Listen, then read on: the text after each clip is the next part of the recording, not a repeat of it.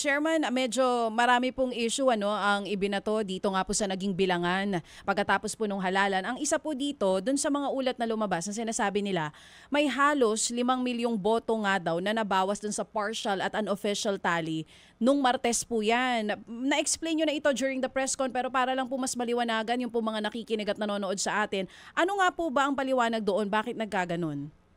Ang DJ, Sir Ted, ganito po yan. First time din po sa kasaysayan ng automated election natin.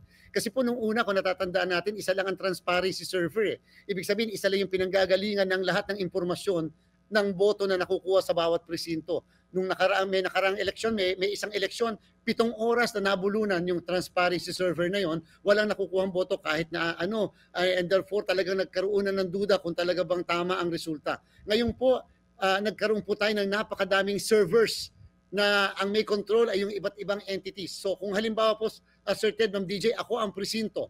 Ang presinto magpapadala ng resulta simultaneously, sabay-sabay. Sa inyo po, Ma'am DJ, kayo ay server halimbawa ng PPCRB, si Sir Ted ay server halimbawa ng NAMFREL, meron pong server ng majority party, server ng minority party, at server ng media. So magkakaiba po yung lahat ng servers na yan, pero libre po natin binigay sa lahat po ng mga entities. Nangangahulugan, ako bilang presinto, lahat ng yan nakasend to all na entities na to. Yung lahat ng entities pwede magkumparahan kung pare-parehas yung pong kanilang natatanggap. Yung amin po, nakamonitor ang lahat do sa amin. Yan po yung nasa website ng COMELEC, naka-real time po kami. Ibig sabihin, walang processing na ginagawa. Kung ano ang boto, yan po pag nakita nyo sa website namin, ay human readable, hindi po siya machine readable. Automatically, ito po ay nababasa na kaagad natin. Kaya lang, sa amin pong website, wala po kayong makikita na pagsusuma total. Wala rin pong ranking, hindi po kami yon. Yung mga nagra-ranking, nagsusuma total, definitely hindi po COMELEC, bawal po kaming gumawa nun, sapagkat pag ginawa namin yon, magiging official. Ang sa amin po, ang makikita nyo sa amin pong website na nanggaling sa aming server, anong mga presinto na ang nakatanggap ng result?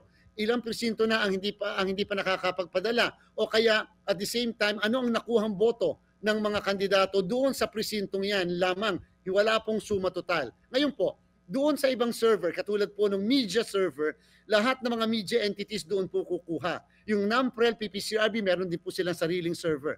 Kaya lang po, kinakailangan yung kanila pong result ay iproseso pa nila. Bakit kinakailangan iproseso, Sir Ted, Ma'am DJ? Sapagkat yung pinapadala sa kanila, hindi po katulad ng sa amin, yung po ay machine readable pa. Kinakailangan i-process.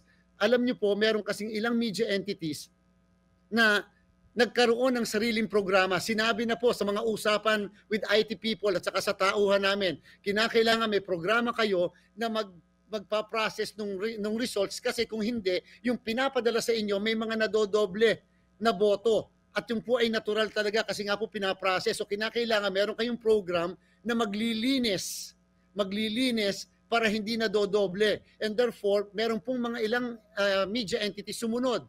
Meron po kasing wala silang program na ganon. And therefore, kung hindi tayo nagkakamali, nung 2:00 ng madaling araw, yung certain media entities, sila ang nag-adjust kasi na-realize nila na yun nga, hindi kasi sila nagkaroon ng program na ganon and therefore nagkaroon ng doblehan. Kaya tinugma nila, tinanggal nila yung mismo mga doblehan na yon at natugma ngayon doon sa isang media entity naman na medyo mabagal ang paglalabas niya kasi pinaprocess pa niya yung data na pumapasok sa kanya. Kaya po nagkaroon nung sinasabi akala vote shading. Wala pong vote shading nangyari. Ang pinakabasihan niyo po yung COMELEC website dahil doon po walang dagdag, walang nadoble, eksakto ang lahat po ng mga presinto na nagpadala ng results.